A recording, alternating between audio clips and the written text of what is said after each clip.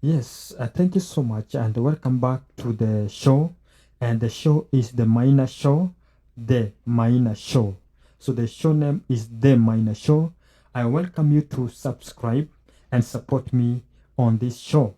So the show is today about the what's trending in Kenya. So we received or we saw the news that Moses Kuria has decided to join Jubilee Party. So what is the consequences politically of Moses Kuria joining the Jubilee Party and Musso taking over as a Secretary General? So it's a news that was posted on his X account. So we really don't know if that is serious because Moses Courier sometimes can play with emotions of people. So we don't want to take that the posting or his word for that. So we need to wait and see what is going to happen. So for today, I want to discuss and see what you think his move to Jubilee is politically significant and what are the consequences of him moving out of the government, that's Kenya government, and joining Jubilee. Number one, don't forget that Moses Kuria is in Kenya government as an advisor, economic advisor of President William Ruto.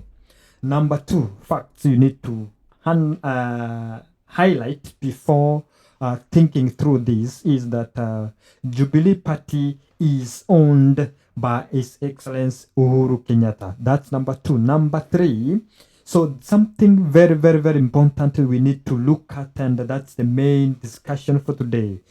Jubilee Party has already decided that Matiang'i Fred is going to be the presidential candidate. So it's where we want to put our focus on this more discussion, and you can comment and give your opinion that next time when we come back and we can go through the comments and see what's the importance of Moses Kuria politically trying to join a Jubilee party, and already he has said he's the Secretary General. Who gave him that position?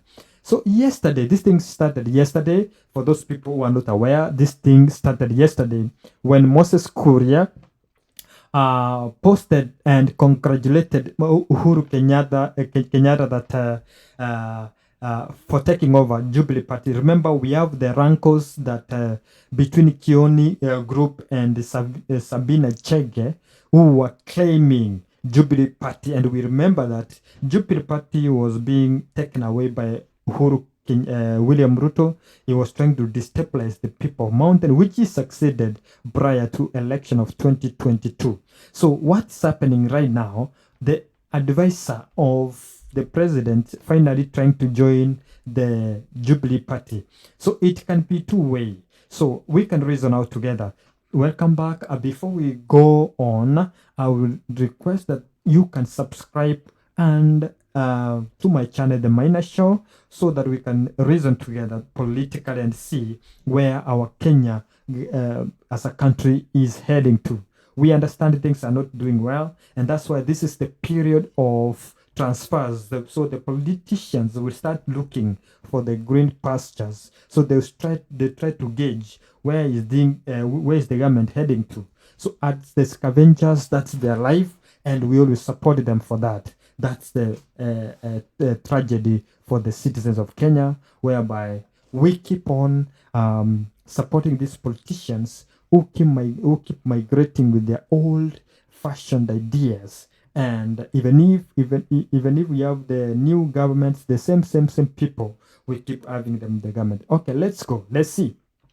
Number one, Moses Kuria.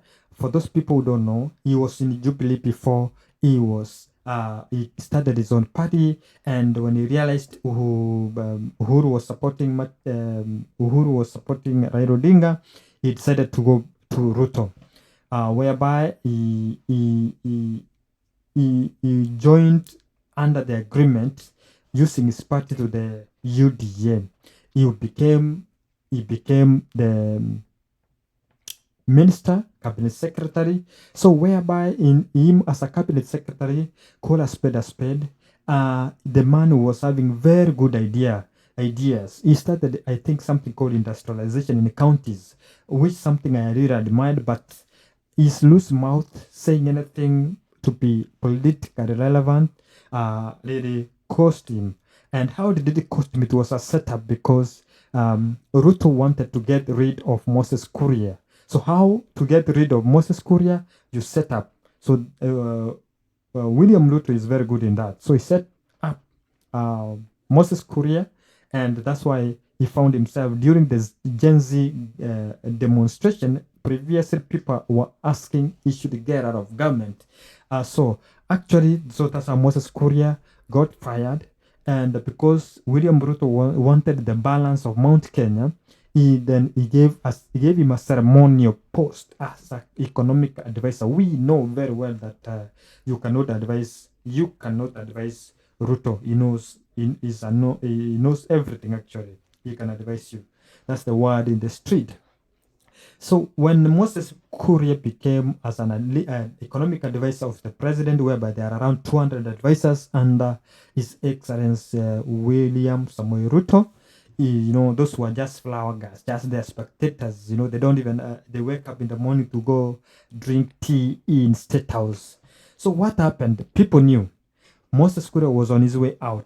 He just wanted to stabilize, get a little salary there, because one time we know he was caught in auctioning scandal. So maybe he wanted to get some salary there. But finally, Moses Kuria has made up his mind, if it is true, what he's doing.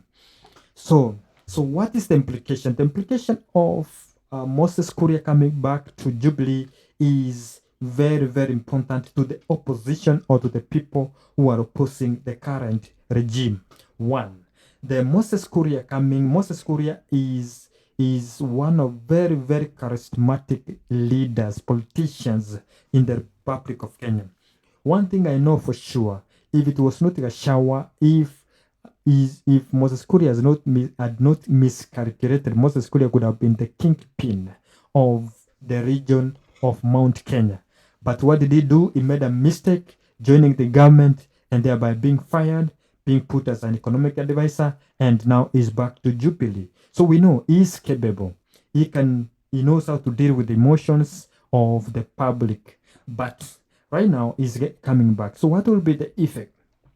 So the perception of politics right now, if Moses Kuria is on way out of Jubilee, so people may have that perception that the Kenya Kwanza government, people are moving away from the government. So, and that one is going to cause a blow to the Kenya Kwanza government. So that's one thing I think of will be one of the implications and perception-wise when it comes to moving out of Kenya Kwanza government.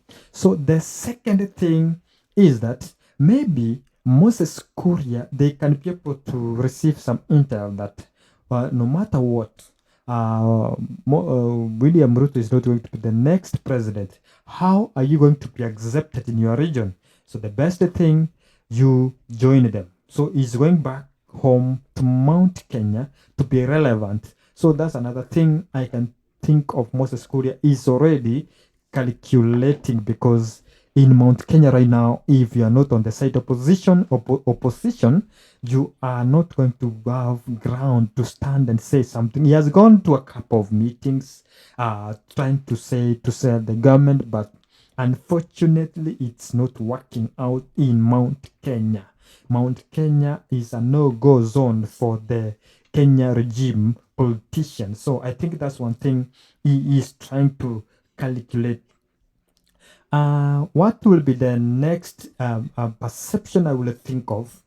Don't forget. So these things we need to be aware of. As we said, Moses Kuria was previously in Jubilee. Moses Kuria was in Jubilee government. Moses Kuria is coming from Mount Kenya, and also Moses Kuria is coming to Jubilee, where Uhuru Kenyatta is the owner of the Jubilee.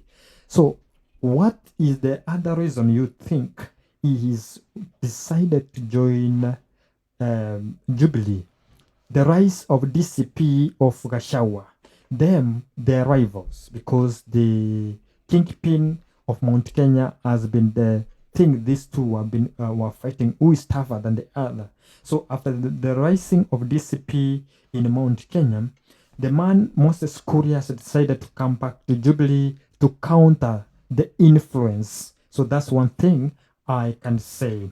The third thing, which is might cause tongues wagging around, is that is he coming to Jubilee simply because Matiang'i is the preferred candidate of Jubilee? Why do you think? Is he coming because Matiang'i is the presidential candidate of Jubilee?